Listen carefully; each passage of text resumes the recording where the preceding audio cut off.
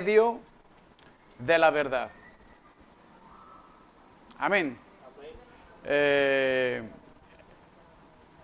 Hablamos el pasado sábado sobre el olor fragante para Dios, ¿cierto?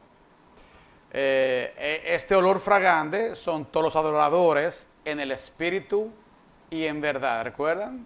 Jesús habló a la samaritana que viene un tiempo donde la construcción del templo, que va a ser interno, va a levantar unos adoradores en el espíritu y en verdad. Ellos son los que van a presentar todas sus ofrendas y sacrificios como olor fragante ante Dios. Entonces, su verdad en nosotros es un elemento básico para que hoy podemos hablar varias cosas y que en realidad manifiesta y evidencia que hay vida del Espíritu en nosotros. Una de las cosas que son necesarias entender e ir tras las prácticas es que la iglesia tiene la misma vida y naturaleza con Dios. Os lo voy a repetir, la iglesia tiene la misma vida y naturaleza que Dios. Y si la iglesia no tuviera la vida y naturaleza de Dios, la iglesia no podría ser su complemento y su pareja a Cristo, porque ellos son un solo espíritu. ¿Estamos aquí, iglesia? Yo creo que también los jóvenes pongan atención porque también ellos son aptos de entender estas verdades. Solamente hay que poner atención. Si no la pongan, no lo van a entender. Si comienzan desde ahora a exponer su mente, van a ver que todo lo van a entender. Entonces, dice 1 Corintios 6, 17, el que se une al Señor es un espíritu con Él. Si dos mitades de una unidad no poseen la misma vida y naturaleza, no pueden formar uno entero. Esto lo sabemos también, como en el matrimonio. Se separa el hombre de su madre y su padre y se une con su mujer para que sean una sola carne. Este es el propósito de Dios en nosotros. Entonces, obviamente, tenemos que adquirir una naturaleza diferente de la que tenemos nosotros para que podamos ser esta pareja, esta novia de Cristo. Amén. Entonces, Cristo y la iglesia, siendo una sola entidad, comparten la misma vida y naturaleza. Por tanto, Cristo como la cabeza, Cristo como novio, nuestra raíz, suelo espiritual, es Él que va a sustentar la iglesia. Es Él que la abastece y Él es el que la cuida para que ella crezca. Es importante que comprendamos que nuestro crecimiento depende de Él. Esto lo sabemos también, lo dijo Pablo, ¿recuerdan? Apolo siembra, el otro riega, sin embargo el que da el crecimiento es ¿quién? Dios. Aunque la iglesia entonces tiene la misma vida y naturaleza de Cristo, ella necesita el suministro y el cuidado a fin que la iglesia pueda crecer. Entonces el crecimiento está implícito en la manera que Eva, quien es un tipo de la iglesia, amén, fue formada a partir de Adán, el cual la sustenta y la cuida. Eva recibió la vida y naturaleza de Adán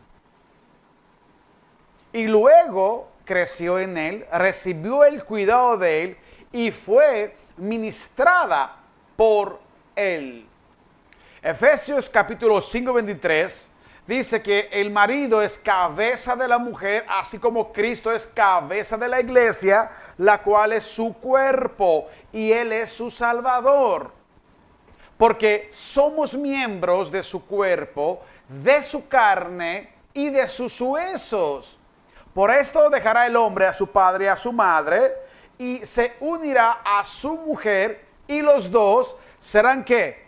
una sola carne. Grande es este misterio, mas yo digo esto respecto de Cristo y de la iglesia. O sea, cada matrimonio aquí dentro es una absoluta unidad. No existe el mío y el tuyo.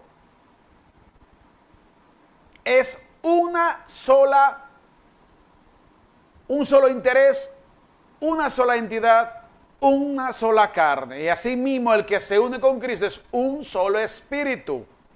Entonces la referencia a la alimentación y al cuidado tierno que estamos leyendo de Efesios 5 hace alusión a una necesidad que usted crezca. El crecimiento es una urgencia y es una necesidad para el creyente. Mis hermanos, si ustedes dejan de crecer, definitivamente es que usted no recibe el alimento que se le está sirviendo. El que no crece no llegará a la medida de una madurez que va a producir fruto. Y el fruto es el estatus de nuestro disfrute. O sea, nadie que no da fruto puede estar en un estatus de disfrutar la vida. El que no crece no llegará a la medida de una madurez que va a producir fruto, porque todo va en etapas. Y el fruto es el estatus de nuestro disfrute, de la producción y del gozo. Amén. Entonces la alimentación y el cuidado tierno por parte de nuestra cabeza tienen que ver con el suministro espiritual a fin de que nosotros crezcamos ¿qué? Plenamente. El cristianismo tiene un crecimiento. Hemos entrado en Cristo para crecer, para tomar su molde, entrar en su imagen, supliéndonos vida, para entonces alcanzar el estatus del varón perfecto. Todo el que tiene a Cristo en su corazón realmente va a evidenciar crecimiento porque Él suministrará su vida al resto del cuerpo. Esto es absoluto, una verdad que imposible que realmente no tenga cabida en nuestras mentes, porque el crecimiento depende de la alimentación y la alimentación depende de la relación con Dios. Procuremos verdaderamente entonces, seamos miembros, carne y hueso de sus huesos para que nosotros podamos recibir ¿qué? Este suministro. Según de Corintios 5:15 dice, para que los que viven ya no vivan para sí, sino para aquel. Estamos aquí para que nosotros podamos ser instruidos, podemos ser corregidos de esto y así llegar a los estándares espirituales que el cristianismo presenta. No es para estar aquí solamente para ser oidores. Usemos la vid como ejemplo. La vid primeramente recibe ¿qué? El alimento del suelo y del agua. Pero no sin que antes esta rama, este injerto sea que unido con la vid. El elemento alimenticio que ella absorbe le provee la vida que satisface toda la necesidad interna a los pámpanos. Pero los pámpanos tienen que estar ¿qué? Unidos a la vid. Al recibir este alimento, entonces, la vid recibe que al mismo tiempo un cuidado tierno por parte del ambiente que la rodea, principalmente del aire fresco y de la luz solar. El viento y el sol regulan la atmósfera a fin de fomentar este crecimiento de la vid y a los pámpanos. Si el clima, por ejemplo, es muy frío, el sol viene a calentar. Si la temperatura es muy elevada, el viento la refresca. A esta regulación ambiental yo me refiero cuando hablamos del cuidado y de la ternura, lo cual es diferente del suministro de vida. O sea, el Señor nos cuida tiernamente de todo el ambiental, aunque internamente nos suministra vida. Hay dos cosas. Hoy Cristo sustenta a la iglesia interiormente, ministrando vida, y la cuida con ternura exteriormente de todas las situaciones ambientales y naturales que suceden en nuestras vidas, contra nuestras vidas. Cristo entonces suministra a su cuerpo vida y regula la atmósfera a fin de que crezcamos ¿qué? Apropiadamente. Cristo, hermanos míos, santifica a la iglesia purificándola. Ustedes si no se purifican, no pueden ser santificados. Eso es lo que dice Efesios 5, 27 y 25, 27. Cristo, dice la palabra, que se entregó a sí mismo por la iglesia con el propósito de ¿qué? ¿Por qué se entregó Cristo? Para santificarla. Entonces, inmediatamente, cuando se santifica, evidencia que usted recibió ese sacrificio. O sea, fue válido para su vida. Si hay ausencia de santificación, parece que de alguna manera usted solamente de oídas recibió el mensaje de Cristo y su sacrificio. Él logra este objetivo a purificar a la iglesia por el lavamiento del agua en la palabra. En este momento, toda palabra adecuada, toda palabra suministrada es para limpiarles, para suministrarles alimento. Entonces, nosotros, el Señor, no solamente nos separa para sí mismo de todo lo profano, sino que también nos satura con su elemento para que nosotros podamos ser su complemento, alimentados por Dios, por Cristo, perdón. Entonces, practicar la verdad es que alcanzaremos la purificación. Si usted no practica la verdad, usted no va a ser purificado. La purificación está unida con la práctica de la verdad. Cristo amó a la iglesia, a sí mismo por ella, para santificar a la iglesia, purificándola por el lavamiento del agua en la palabra, a fin de presentarse a sí mismo una iglesia gloriosa, sin mancha, ni arruga, ni cosa semejante. O sea, el camino, la cual la iglesia está presente, es para presentarla él mismo para sí mismo. Pero ¿por medio de qué? De la santificación. ¿Por medio de qué? De la purificación. ¿Por medio de cómo? Por medio de la palabra que él la está lavando. O sea, aquí estamos para ser alimentados, para purificarnos y santificarnos. ¿Estamos aquí, iglesia? No hay otra manera. La santificación se efectúa por la purificación. Amén. La purificación se efectúa por el lavamiento.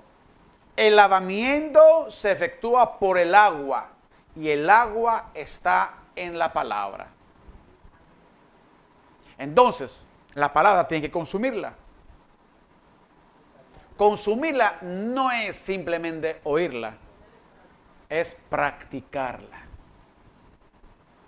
Ahora bien, su palabra es verdad. Entonces, practicándola es que creceremos en él. ¿Lo entendieron? Practicando la palabra, nosotros vamos a crecer en él. El crecimiento no es abstracto, no es filosófico, no es un conocimiento de que usted conoce la palabra o mejor entiende lo que estoy diciendo. Es cuando están practicando la verdad. Por esto, el Hijo vino como logos, o sea, vino como palabra para que le comemos. Lo dijo él en varias ocasiones. El que come mi carne y bebe mi sangre. Efesios capítulo 5, verso 6, dice, para santificarla, voy a leer 3 versos, lo cual es importante. Efesios 5, 26 dice, para santificarla, habiéndola purificado por el lavamiento del agua con la palabra. Hermanos míos, la palabra es que nos va a purificar y nos va a lavar cuando ésta está consumida en nuestro ser, o sea, es practicada. Juan 15:3 dice, vosotros ya estáis limpios por la palabra que os he hablado. Vemos que entonces, donde está presente la palabra de Dios no adulterada, lo digo también esto el apóstol Pablo, nosotros vamos a crecer correctamente. Porque si yo ahora les hablo una palabra adulterada, van a crecer en lo que están oyendo. Porque van a practicar lo que están oyendo. Entonces, la palabra no adulterada, cuando la reciben y la practican, es la que le va a llegar a crecer en Cristo. Juan 17 dice, santifícalos en la verdad, tu palabra es verdad. ¿Lo vieron? O sea, los tres versos inclinan hacia este gran misterio revelado de que nosotros cuando recibimos la palabra y la atesoramos a nuestro corazón, pero la practicamos, esta viene a dar un resultado en nosotros en crecimiento. Tres versos sustanciales y elementalmente fundamentales para entender el proceso de nuestra purificación, crecimiento y dar fruto. La manera de crecer en Cristo, entonces, purificándonos, es, recapitulo, vivir la verdad de su palabra, habitando el logos en nuestros corazones, haciendo lo que Él ha hecho por la práctica de su verdad. Es así que nos purificamos para presentarnos sin mancha y sin arruga. No hay ninguna exageración en esas afirmaciones, ya que en Efesios 4:15 lo dice muy claro. Más bien, al vivir la verdad con amor, creceremos hasta ser en todo como aquel que es la cabeza. ¿Estamos claros aquí? Está claro, lo dice todo. O sea, todo lo que hemos hablado entonces fue sustentado de este verso. Lo va a leer de nuevo. Efesios capítulo 4, verso 15 dice claramente, más bien al vivir la verdad con amor, creceremos. Vivir la verdad. Otra traducción dice hablando la verdad, pero esto es, sale de nosotros. Creceremos hasta ser en todo como aquel que es la cabeza, es decir, Cristo. ¿Vieron que entonces el crecimiento donde apunta? Apunta a ser como Él. Claro, practicando entonces la verdad que creceremos. Cristo santifica a la iglesia a fin de presentársela a sí mismo. Esto es muy importante, como la vida que todo humano necesita para quitar la corrupción y muerte. El fracaso, la corrupción y la muerte están sujetas al hombre viejo. Cuando santificamos, este es el proceso y la salida por la cual vamos a salir de este estándar. Practicando la verdad es que creceremos en aquella estatura que agrada a Dios y vamos a purificarnos mediante el agua de su palabra. Esto, les quiero decir algo importante, no es algo nuevo testamentario, era desde el principio. Lo que pasa es que ya los edificadores, los apóstoles, lo han desglosado y lo han revelado a nosotros. Pero si vamos a leer Zacarías 8:16, dice, estas son las cosas que debéis hacer. Decid la verdad unos a otros, juzgad con verdad y con juicio de paz en vuestras puertas. O sea, la verdad es un elemento principal, mejor digo, es el deseo principal de Dios para que sus hijos andan en la verdad. De hecho, Pablo decía en una carta a Timoteo que estaba muy contento que sus hijos andaban, ¿qué? En la verdad. Andaban en la verdad. O sea, andar la verdad significa que usted practica lo que está oyendo. Usted practica, vive, no solo lo oye, sino lo practica. Es parte de sus vidas.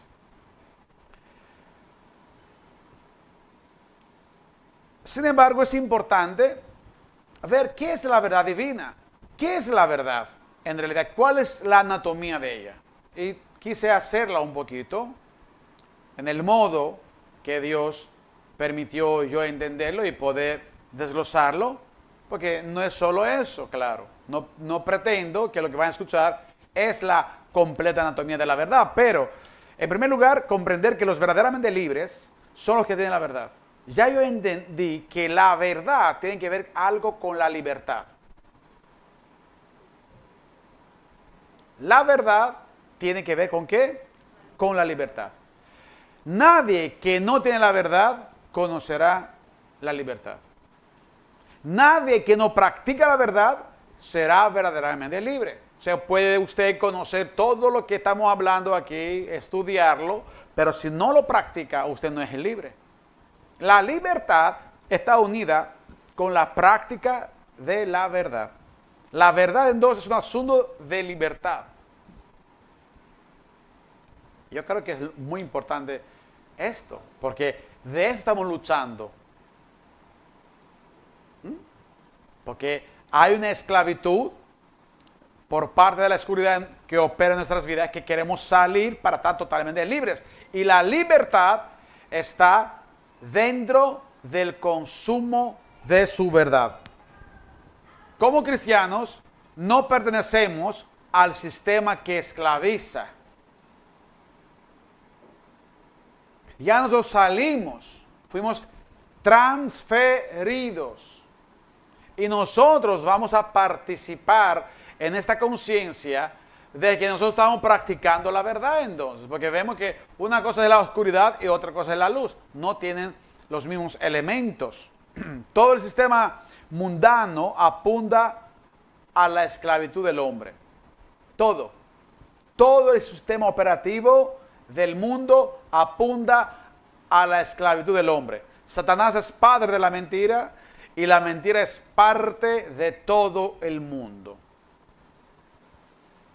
El espíritu de mentira conduce a los hombres a vivir bajo una perspectiva extraviada y falsa, y es un juicio.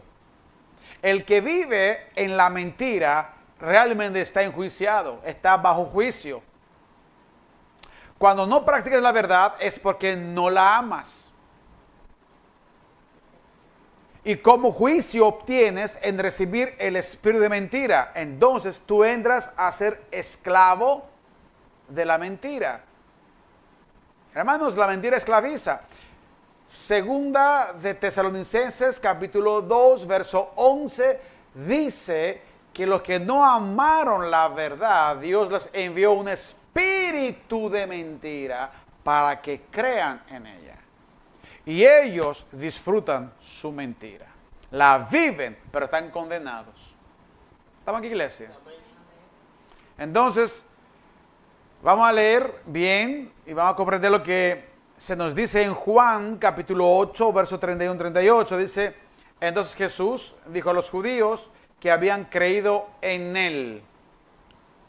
¿Qué? ¿A qué judíos habló? Creyeron en él. Si vosotros permanecéis en mi palabra. ¿Cómo uno permanece en la palabra? Practicándola únicamente. Seréis verdaderamente mis discípulos. Entonces, permaneciendo en mi palabra, conoceréis la verdad y la verdad os hará libres. Pero ellos que creyeron en él, le respondieron, descendientes de Abraham somos, y jamás hemos sido esclavos de nadie. Mira cuánta ignorancia tiene el sistema mundano. Te mantiene esclavo, a pesar que tú eras judío del sistema religioso monoteísta. Sin embargo, ellos no sabían que estaban esclavos. Porque ellos creían que ser padre de Abraham, ¿de qué? De Abraham, sí. Descendientes de Abraham. Ellos los constituía como libres. Dice, ¿cómo dices tú seréis libres? Entonces Jesús les respondió, de cierto os digo, que todo aquel que practica, ¿vieron esa cosa? El que practica el pecado, esclavo es del pecado. En este verso nos dice una gran verdad, porque si el que practica el pecado, esclavo del pecado, el que practica la verdad, ¿qué es? Es siervo de la verdad. Entonces, el punto es la práctica.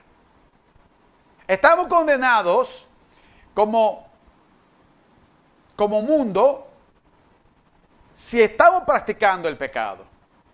¿Por qué? Porque este pecado nos esclaviza. El orgullo, ¿cómo se practica el orgullo? Tú tienes una posición por la cual todo lo ves desde su perspectiva, la cual en el hablar, en los hechos, se manifiesta. Asimismo, como otros pecados, realmente se manifiestan a través de ¿qué? De nuestra conducta. La verdad no es solo opuesta de la mentira, sino también opuesta de la esclavitud. Y ese es el punto que yo creo que ustedes comprendan bien. Y tiene que ver con la afirmación de lo que uno es. Primera de Juan 3:18 dice, queridos hijos, no amemos de palabras, ni de labios para afuera, sino más bien con hechos y de verdad. Lo repito, no amemos de palabras. Oye, esto es fácil, amar en las palabras. Mi hermana, yo te amo. Pero no está contento el Señor en este punto. Sino, más bien, con hechos y de verdad. O sea, entonces el amor se manifiesta con hechos. No es una conducta de labios. Es una conducta de hechos que sale desde la conciencia a ser practicada hacia el prójimo. Entonces la verdad de Dios consiste con el valor del contenido de la vida divina con los hechos que la acompañan. Esto es verdad. Esto es Cristo mismo. Esta es la vida de Cristo. Él mismo es la verdad. ¿Pero en qué? En justicia, santidad y amor. Él manifestó justicia, Él practicó santidad y Él evidenció su amor por nosotros. Entonces Dios dice que es santo y vive en santidad. Dios dice que es justo, pero hace justicia. Dios dice que es misericordioso y hace misericordioso. Él es compasivo, pero también hace compasión. Todo lo que está en el cristianismo, mis hermanos, tiene que ver con los hechos que estamos acompañando con lo que estamos creyendo. La verdad de Dios está sujeto en el valor del contenido de la vida 3 veces santa de Dios y tiene que ver con los hechos que la acompañan. 1 Corintios capítulo 1:20 dice, porque todas las promesas de Dios son en Él sí y en Él amén. O sea, todo lo que Él dice y hace es verdadero. No promete y después echa para atrás. Fácil decir y escuchar palabras sin tener que prestar atención al contenido y realizarlas. Pero vamos a oír lo que nos dice el apóstol Santiago en capítulo 1, verso 22. Dice, no se contenten solo con escuchar la palabra. ¿Qué dice? No se contenten solo con escuchar la palabra. ¡Wow! ¿Qué palabra se ha dicho allá hoy? No. Pues así se engañan ustedes mismos. Llévenla a la práctica, dice Santiago 1:22. Llévenla a la práctica. El que escucha la palabra pero no la pone en práctica es como el que se mira el rostro en un espejo. Y después de mirarse se olvida enseguida de cómo es. Pero quien se fija atentamente en la ley perfecta que da libertad, ¿oyeron? Que da libertad. Y persevera en ella, no olvidando lo que ha oído, sino haciéndolo, recibirá bendición al practicarla. Yo creo que está muy claro esto. O sea, la vida cristiana no es una filosofía estática. Tenemos un llamamiento por lo cual tenemos que cumplirlo. Entonces hay que saber qué es lo que Dios quiere de nosotros. Y está escrito para que hagamos lo que Él nos dice. Vendrán momentos donde hay que pasar la otra mejilla. ¿Cuántos de aquí están listos para dar su segunda mejilla ante una situación ofensiva? ¿Cuántos son de aquí listos a practicar la verdad de las 2 millas y de las 2 túnicas? Ahí, esto consiste en lo que realmente Cristo está predicando a nuestras vidas. Un oyente apático es alguien que puede escuchar una prédica sin proponerse a hacer nada al respecto. Un oyente apático puede cometer el error de pensar que oír y aprender es lo mismo que obedecer a Dios, pero no es lo mismo. En este pasaje Santiago quiere saber si somos estudiantes solamente o si nos hemos convertido en practicantes. Lo primero evidencia estancamiento y está relacionado con la muerte. El segundo evidencia crecimiento y está relacionado con el valor del contenido de la vida divina.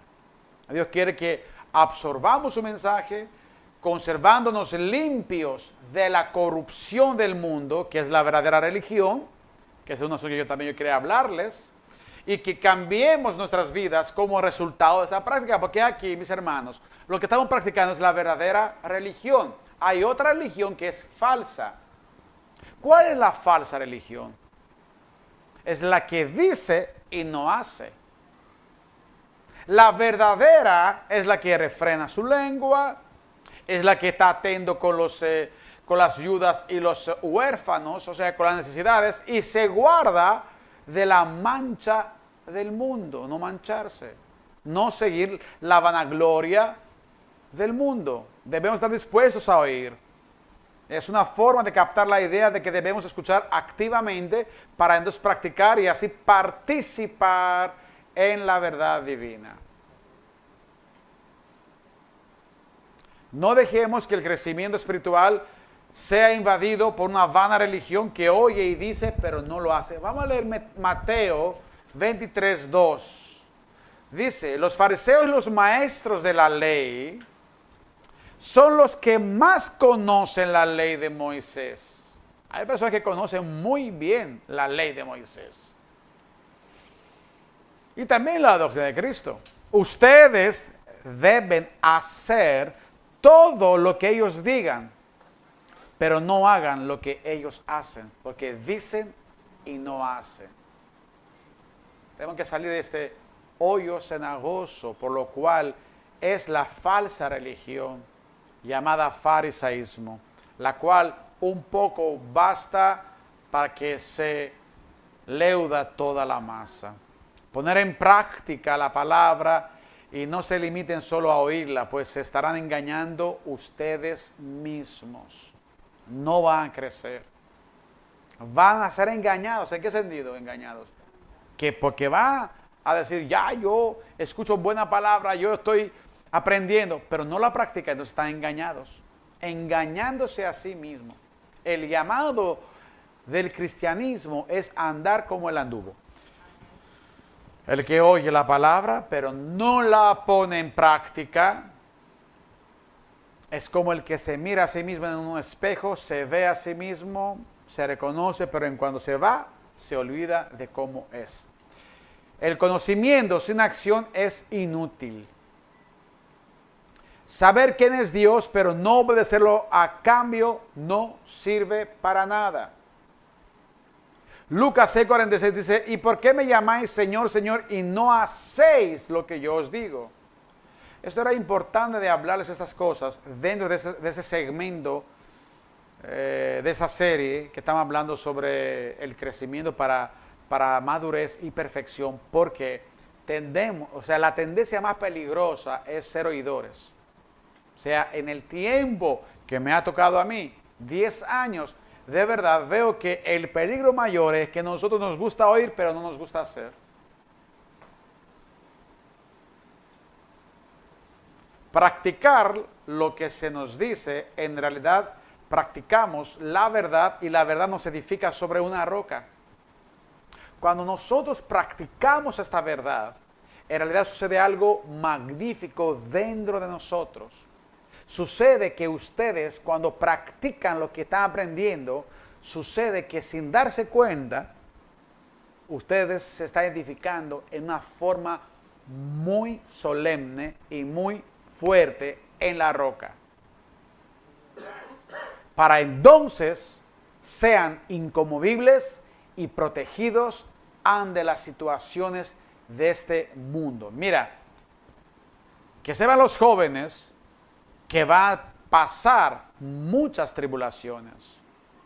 Que sepan los que están en media edad que realmente sucederán más tribulación en su vida. Porque este es el llamado. Lamentablemente dice que es necesario. Digo lamentablemente porque la tribulación a nadie le gusta en sí. Pero dice que es necesario que pasemos de muchas tribulaciones para entrar al reino de Dios. Vamos a leer algo importante que está en Lucas 6:47. Dice, todo el que viene a mí. Ok, todos ustedes que vienen a Cristo. Y oyen mis palabras y las ponen en práctica. Otra vez. Os mostraré a quién es semejante. ¿Vieron? No es el que le gusta a Cristo. No es el que oye a Cristo. Dice, el que oye mis palabras y las pone en práctica. O sea, señores, todo esto está lo mismo. Os mostraré a quién es semejante. Es semejante a un hombre que al edificar una casa cavó hondo y echó cimiento sobre la roca.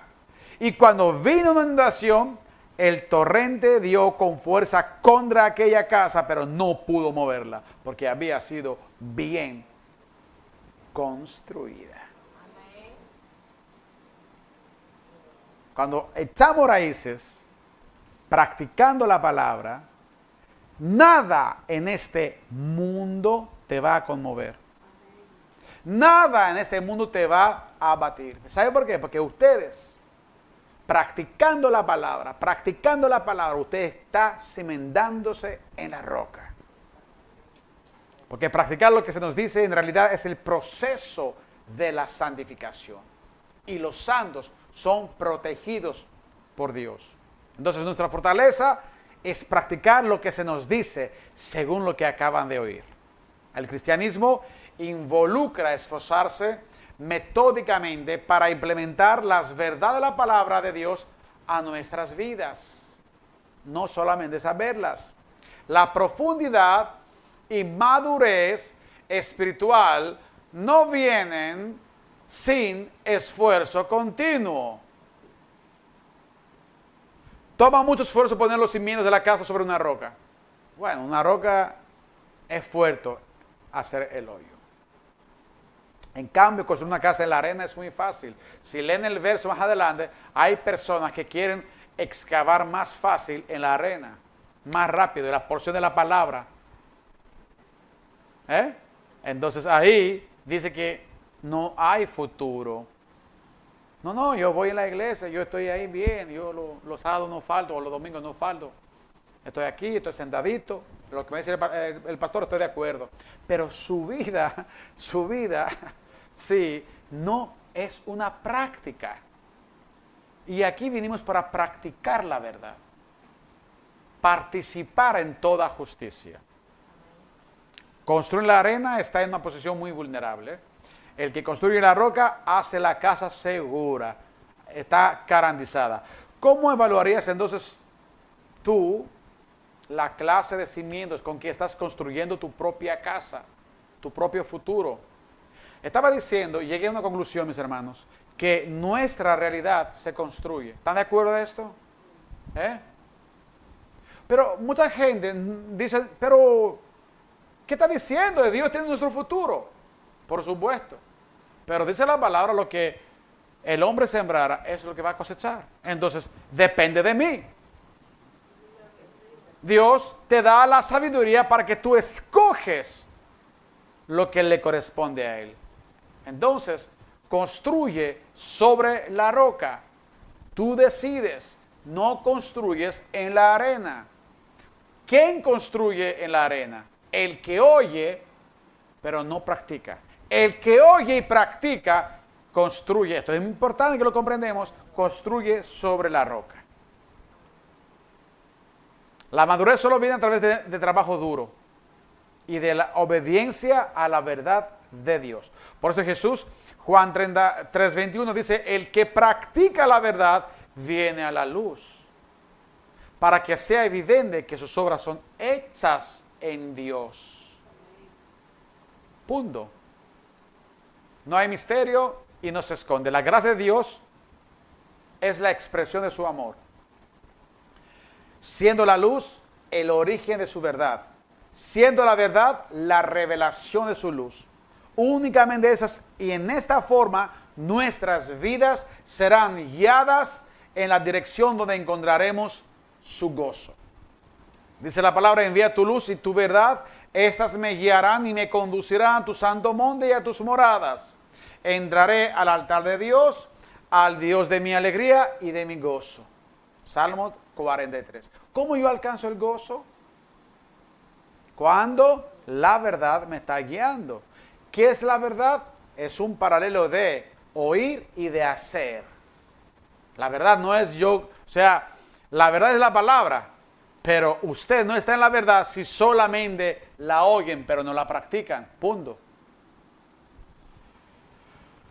Hermanos míos, estamos reprendidos, estamos corregidos, estamos instruidos para que nosotros podamos lograr aplicar su palabra en nosotros y ser parte de nuestras prácticas cotidianas en justicia y en verdad.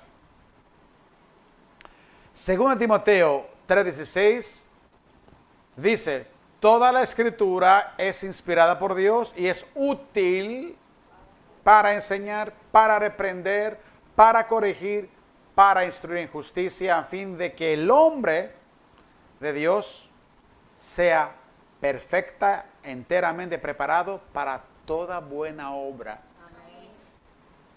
¿Vieron? Entonces, nosotros estamos aquí enseñados, corregidos, llevados a la conciencia de la palabra para que ustedes puedan, ¿qué? Ser preparados para toda buena obra. Son hechos. Termino con el proceso de la santificación. Una vez que la iglesia llega a existir, entonces, necesita ¿qué? Ser santificada. Usted, sin santificación, no va a ningún lado. El proceso de la santificación incluye saturación, transformación, renovación, crecimiento y edificación. Recuerden que la edificación es el objetivo de la iglesia, aunque no sin que antes existe en nosotros la saturación, la transformación y el crecimiento por parte de Dios. Efesios 4:12 dice, a fin de capacitar a los santos para la obra del ministerio, hay una obra, para la edificación del cuerpo de Cristo. O sea, una vez que nos estamos capacitados y nos maduramos, procedemos a ser ¿qué? Edificadores. Yo creo que aquí tenemos personas que hay que edificarlas, ¿cierto? Los más maduros van a edificar a los más jóvenes, a los más niños, o los más nuevos en la fe. Aunque la santificación incluye separación, su aspecto principal, y yo quiero que con esto podemos concluir el mensaje de esta noche, es la llenura de Dios. Lo voy a repetir. Aunque la santificación incluye separación de lo profano, su aspecto principal es la saturación del Espíritu de Dios. O sea, la llenura de Dios.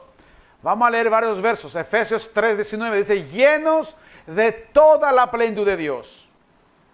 Efesios 5:18, llenos del Espíritu. Filipenses 1:11, llenos de fruto de justicia. Colosenses 1:9, llenos del conocimiento de su voluntad. Hechos 6:3, llenos de sabiduría. Hechos 13:52, eso me gustó, llenos de gozo. La iglesia necesita ser saturada de todo lo que Cristo es. Justicia, espíritu, sabiduría, gozo, paz, todo. La saturación va acompañada entonces por la transformación, el crecimiento y la edificación. Mediante este proceso de santificación, el cual incluye los aspectos ya mencionados, la iglesia llega a ser completa y perfecta.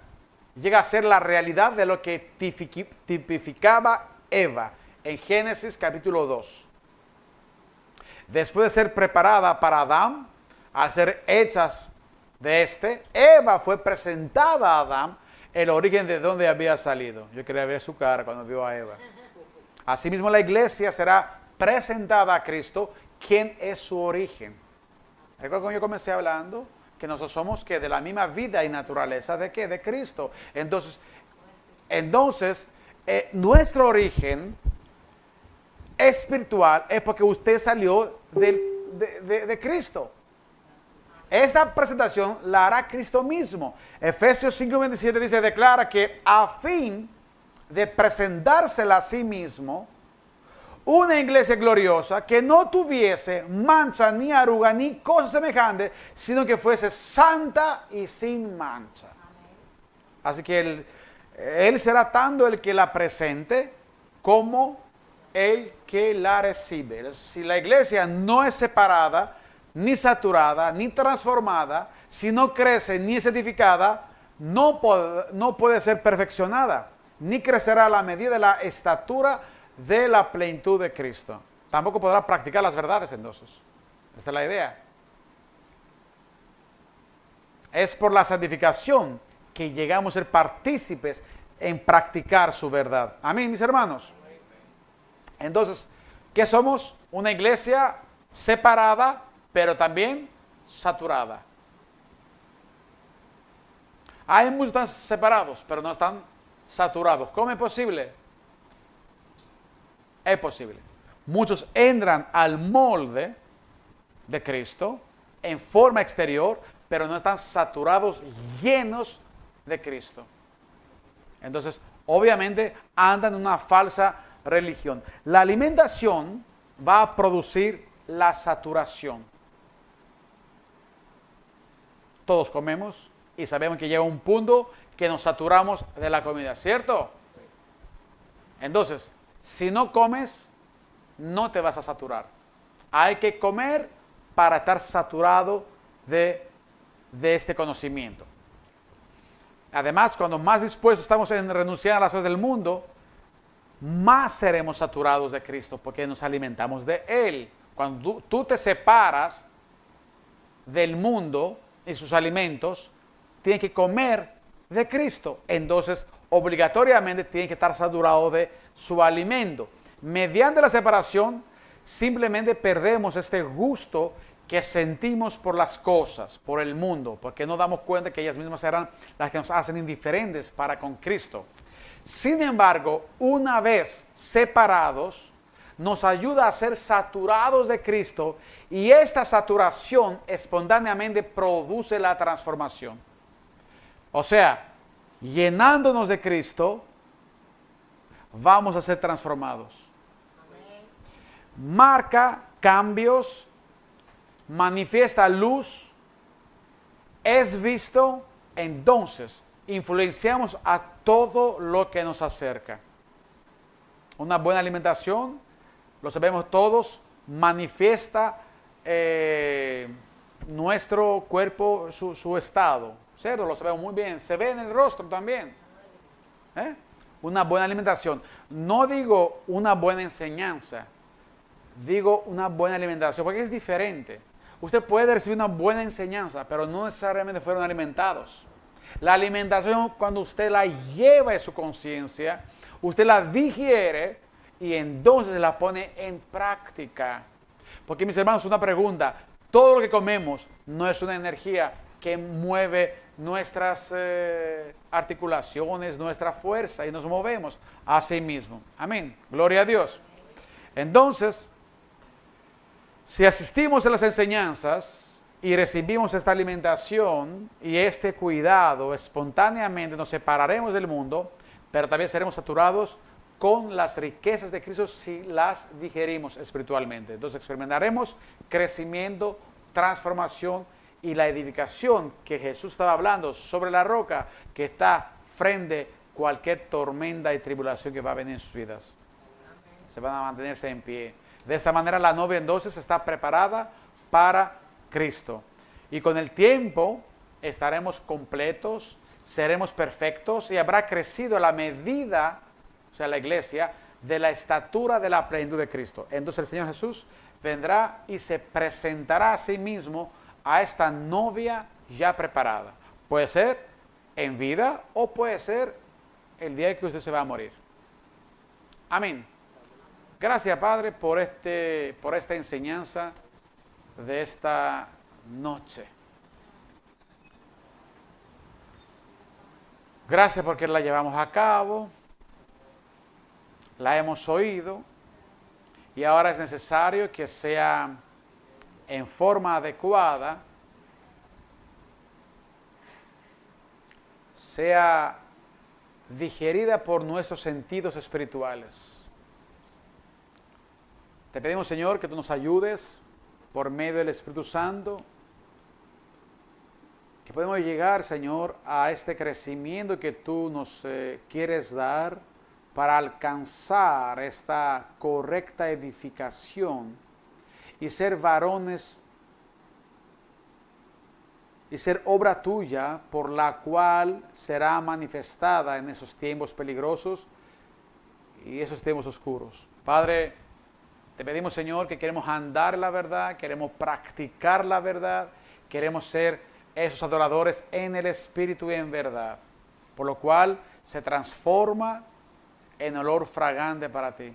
Ayúdanos, Señor, a llegar en este aspecto de tu iglesia, en ese aspecto real por lo cual nos has llamado a vivir. Padre, quita toda oposición, toda tibieza, como aquella iglesia de la Odisea que creía que estaba bien porque participaba en ciertas actividades, o como aquella iglesia de Sardes, o como aquella iglesia de Pérgamo, de Tiatira, que eran activas, pero de repente no podrían ver lo engañadas que estaban. No queremos, Señor, esta situación. Queremos un verdadero resumen de nuestras vidas en cuando si estamos verdaderamente caminando y creciendo, si estamos injertados y que sea necesario para que seamos entonces, si los que no son. Padre, ayúdanos a no quedarnos a una religión estática, sino a una religión activa, activos en tu verdad. Porque en todo lo que hemos oído, Señor, todos los versos mencionados, habla de que realmente no solamente ser oidores, sino hacedores de tu palabra. Y hay miles de formas para ser hacedores en nuestra cotidianidad, en nuestras relaciones. Padre, también te pedimos por nuestros jóvenes, que tú has puesto en mi corazón en esta última semana. Y te pedimos, Señor, en el nombre poderoso de Jesucristo, que realmente ellos puedan participar a este conocimiento y en la práctica cristiana. Usa tu pueblo que está aquí, Señor. A cada uno, úsalo. Pero también danos la sabiduría para usar estos jóvenes que representan tu nombre en forma honesta. Te presento a Gerald como joven, a Sofía. Te presento a Marcos. Te presento a los demás jóvenes que están aquí, Señor, a Yana, a Eleni. Yo te suplico, Señor mi Dios, en el nombre poderoso de Jesucristo, que ellos puedan participar en tu obra y que sean educados, que sean instruidos, corregidos en la verdad. Padre, nosotros como padres, danos toda sabiduría necesaria para ser ejemplo, pero también llevarlos a tus pies, Señor mi Dios, verdaderamente, que no pierden enseñanzas, que tengan deseo de oír, Señor mi Dios. Padre, en el nombre de Jesucristo, úsanos, ponga en nosotros el querer como el hacer, porque sabemos, Señor, por el querer y el hacer se logran las cosas. Ponga el deseo en nosotros. Ponga el deseo, Señor. Ponga el deseo en esta noche. Ponga todo el deseo. Ponga el deseo. Y ponga también el hacer. En el nombre poderoso de Cristo Jesús. Amén. Dios lo bendiga grandemente, hermanos.